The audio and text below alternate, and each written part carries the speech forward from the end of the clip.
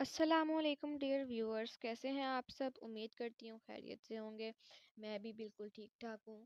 اور دیکھیں، آج مجھے شدید قسم کی نیند آ رہی ہے۔ میں پھر بھی وائس اوور کر رہی ہوں اس کو، تو اگر آپ کو کہیں پہ لگے کہ میں چپ ہو گئی ہوں تو سمجھ آئے گا کہ میں سو گئی ہوں، لیکن میں کوشش کروں گی کہ میں نہ سوؤں۔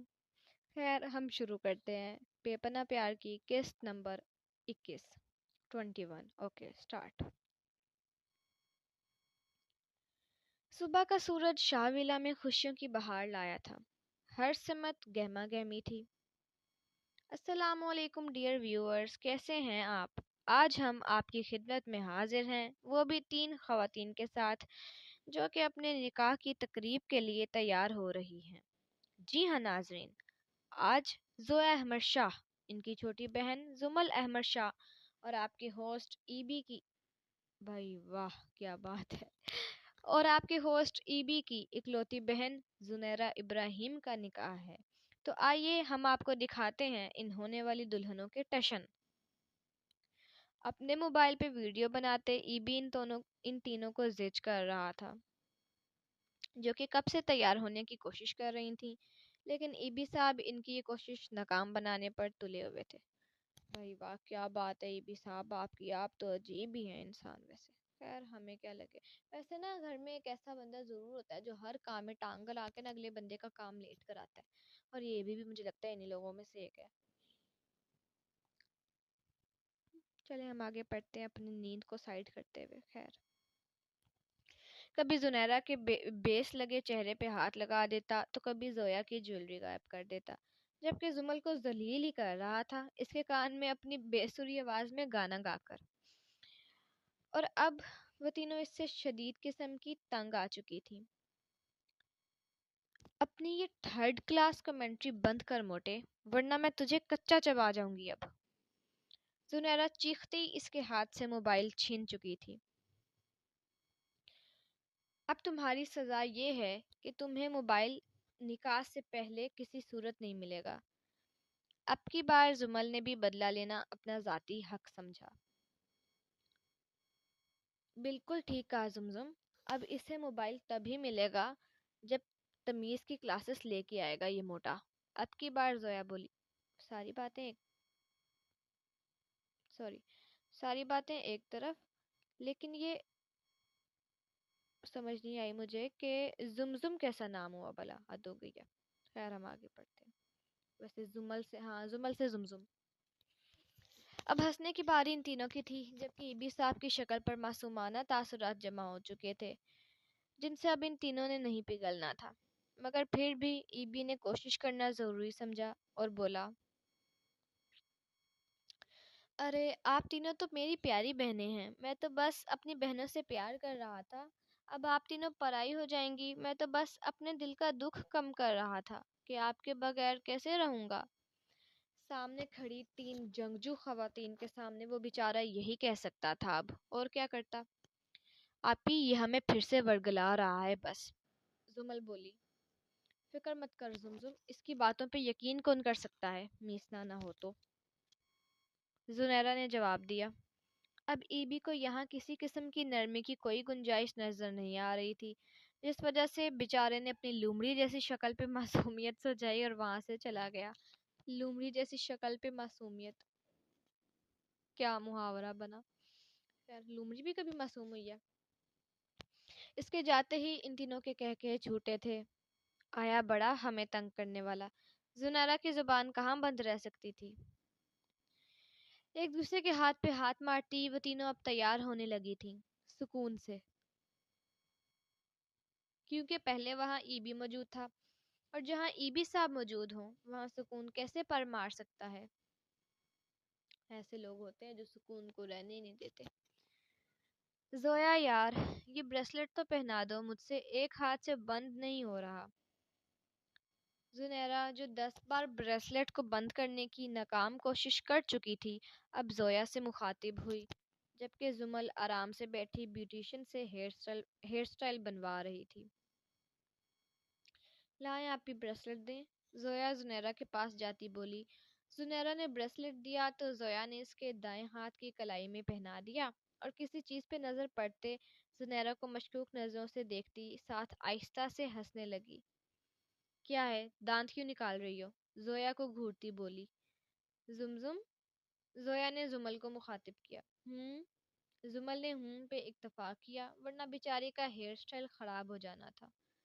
ویسے یہ بات ہے، جب میں بھی بال اسٹریٹ کرا رہی ہوں نا، یا کوئی ہیئر سٹائل، کوئی جوڑا کچھ بھی بنوا رہی ہوں، تو میں بولتی ہی نہیں ہوں کہ بھائی کہیں میرے بالوں کا بیڑا غرق نہ ہو جائے، ایویں سٹائل خراب ہو جاتا ہے پھر، اور ایک تو بنتا ہی اتنی مشکل سے۔ صحیح کر رہی ہے زمزم، سوری زمل، زمزم تو وہ ان کی ہے، ہم بھی کہہ سکتے ہیں، ہم بھی تو ناول ہی پڑھتے ہیں۔ خیر ہم آگے پڑھتے ہیں فی الحال۔ آج میں زیادہ بول رہی ہوں کیونکہ مجھے نیند بہت آ رہی ہے۔ یار عاصم بھائی تو چھچورے تھے نا، زنیرہ آپی نے بتایا تھا۔ پھر وہی جواب۔ اصل میں زویا زنیرہ کی کل والی داستان دہرا رہی تھی، جس میں زنیرہ نے خود کو معصوم اور عاصم کو چھچورا ثابت کیا تھا۔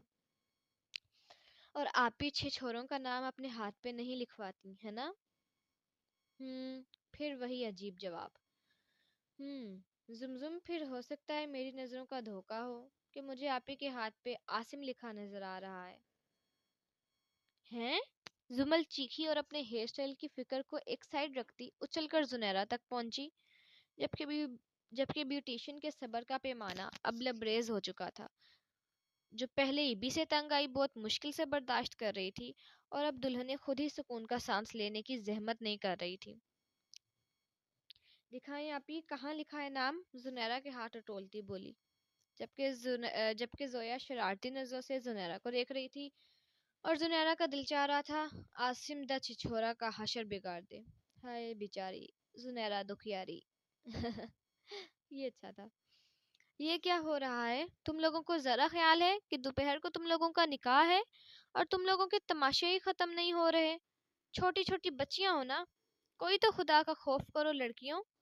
شمائلہ بیگم غصے سے بولی، کیونکہ وہ 2 گھنٹے پہلے بیوٹیشن کو یہاں چھوڑ کر گئی تھی، اور اب جب واپس آئیں تو تینوں میں سے ایک بھی تیار نہیں تھی، اور الٹا بکواس ہی کر رہی تھیں تینوں۔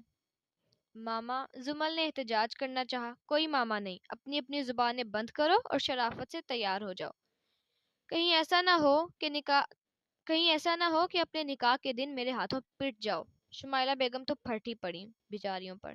خیر بیچاریاں بھی نہیں ہیں، بیچارے عاصم کا بھی موبائل لے لیے اور اب زنیرہ کو بھی تنگ کر رہی ہیں، لیکن وہ بھی چلو بیچاریاں، کیا ہمیں کیا لگے، پڑھتے ہیں۔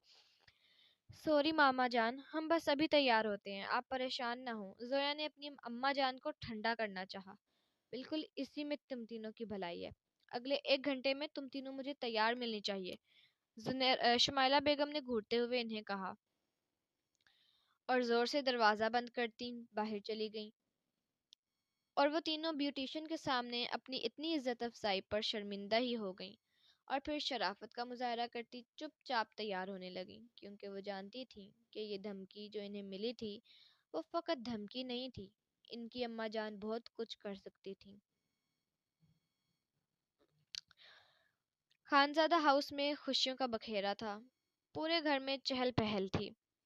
یاسمین بیگم تو پھولے نہ سما رہی تھی، آخر کو ان کے دل کی حسرت پوری ہو رہی تھی۔ عاصم خانزادہ کا نکاح تھا، سب تو خوش تھے ہی، مگر عاصم کی خوشی کا تو کوئی ٹھکانہ ہی نہ تھا۔ وہ صبح سے اٹھا خود سب انتظامات دیکھ رہا تھا کہ کہیں کوئی کمی نہ رہ جائے۔ سب ملازموں سے سامان اپنی نگرانی میں گاڑی میں رکھوایا تاکہ کوئی چیز رہ نہ جائے۔ ابھی بھی وہ اپنے کمرے میں بیٹھا زنیرہ کے لیے تحفے کو دیکھ رہا تھا۔ اس کے دیکھنے کا انداز ایسا تھا جیسے اس کے سامنے زنیرہ کے لیے لیا گیا تحفہ نہیں بلکہ زنیرہ خود ہو۔ عاصم خانزادہ کی شہزادی کے لیے شہزادیوں سی آن بان سا تحفہ، ہائے کیا بات ہے! تصور میں اس کو لاتے، تحفے کو دیکھ کر محبت سے بولتا، سامان سائڈ پہ رکھتا، اب تیار ہونے چلا گیا۔ بیچارے کا نکاح تھا، اس نے خود بھی تو تیار ہونا تھا نا۔ جہاں سب خوش تھے وہیں سمن حسد کی آگ میں جل رہی تھی۔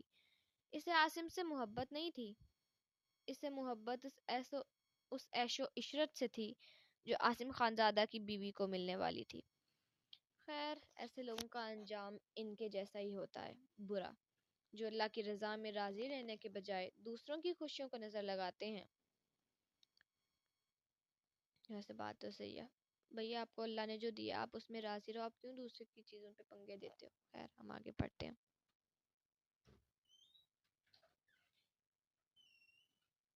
وہ گاڑی پورچ میں کھڑی کرتا لاؤنج کی طرف بڑھ رہا تھا جب پیچھے سے کسی نے اسے اپنے شکنجے میں لیا۔ بڑی جلدی آ گئے ہیں آپ؟ ابھی بھی آنے کی کیا ضرورت تھی؟ رخصتی والے دن آ جاتے۔ اس کے ہاتھوں کو سر پر سے گزارے خود کو آزاد کرواتے بولا۔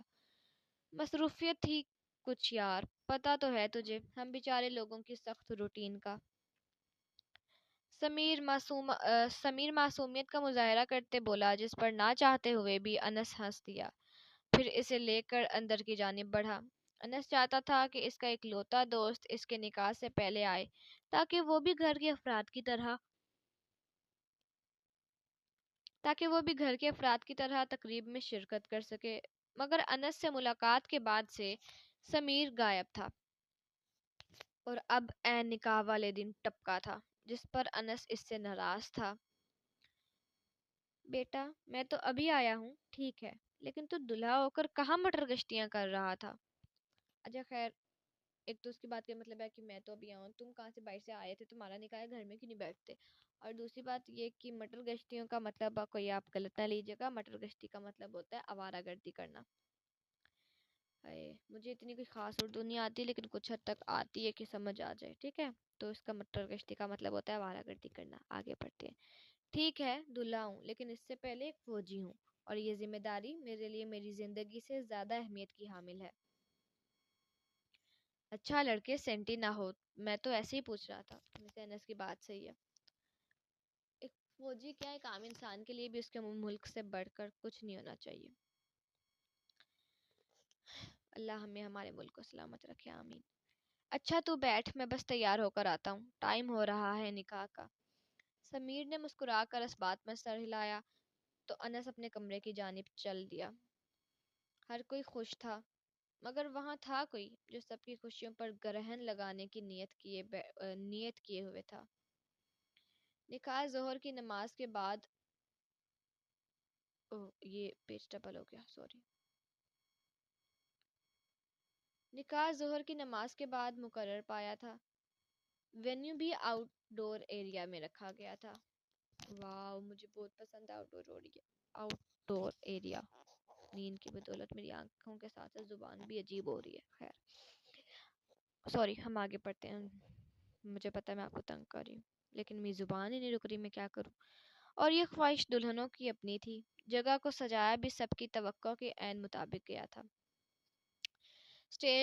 چار سٹیج بنائے گئے تھے اور چاروں سٹیج کے پیچھے کپلز کے نام کچھ اس طرح لکھے گئے تھے: انس اور زویا کا نکاح، عاصم اور زنیرہ کا نکاح، عیسیٰ اور زمل کا نکاح۔ چوتھا سٹیج کس کے لیے سجایا گیا تھا آخر؟ کیا لگتا ہے آپ سب کو؟ ویسے آپس کی بات ہے، میں بھی یہی سوچ رہی ہوں کہ چوتھا سٹیج کس کے لیے سجایا گیا۔ آگے بڑھتے ہیں، ابھی پتہ چل جائے گا۔ آخر کار تکمیل محبت کا وقت آن پہنچا تھا۔ دوپہر 3 بجے کا وقت تھا اور سب لوگ متعین شدہ جگہ پر پہنچ چکے تھے۔ خانزادہ فیملی بھی آ چکی تھی اور تینوں دلہوں کا بہت گرم جوشی سے استقبال کیا گیا تھا، مگر تینوں ہی نہایت بے صبرے بنے ہوئے تھے کیونکہ ان کی دلہنیں کہیں نظر نہیں آ رہی تھیں۔ زویا نے تو صبح سے انس کے سامنے جانا ہی گناہ سمجھ کے چھوڑا ہوا تھا، جس پہ انس بیچارہ بس چپ تھا، یہ سوچ کر کہ نکاح کے بعد پوچھے گا۔ ویسے سارے شور نکاح کے بعد ہی پوچھتے ہیں۔ خیر ہم آگے دیکھتے ہیں۔ جبکہ دوسری طرف عاصم اور عیسیٰ کا بھی کچھ ایسا ہی حال تھا، مگر عاصم کا کچھ زیادہ برا حال تھا کیونکہ زنیرہ اسے خاص ہی نہیں ڈال رہی تھی۔ ویسے نا کچھ لڑکیاں زنیرہ جیسی بھی اچھی لگتی ہیں، اگلے بندے کو نا تھوڑا ٹائٹ کر کے رکھنا چاہیے۔ خیر ہم پڑھتے ہیں آگے۔ جبکہ عیسیٰ تھوڑا سکون میں تھا کیونکہ زمل اس سے میسج پہ ہی صحیح لیکن بات کر چکی تھی۔ خیر اب جب دلہنیں آئیں گی تو کیسا ری ایکشن ہوگا دلہوں کا، یہ جاننے کے لیے اگلی ایپیسوڈ کا انتظار کیجیے۔ کیا چھوٹی ایپیسوڈ تھی آج کی؟ اچھا خیر جو بھی تھا۔ تو گائز کیسی لگی آپ سب کو آج کی ایپیسوڈ؟ آج کی ایپیسوڈ تھوڑی چھوٹی تھی اور لیکن دی ہے ایک دن بعد۔ خیر اب ایک بات رہ گئی تھی جو میں نے آپ کو پوچھنی تھی۔ ہم نے ابھی کہا تھا نا کہ میں نے اوپر بولا تھا کہ کب ہوگا مطلب چوتھا سٹیج کس کا ہے؟ تو مجھے تھا بھی نیچے پتہ چل جائے گا، لیکن نہیں پتہ چلا۔ آپ لوگوں کو کیا لگتا ہے کہ چوتھا اسٹیج کس کا تھا؟ کمنٹ سیکشن میں ضرور بتائیے گا، اور اگلی ایپیسوڈ تک کے لیے اللہ حافظ، تو ہمیں یاد رکھیے گا۔ اللہ حافظ۔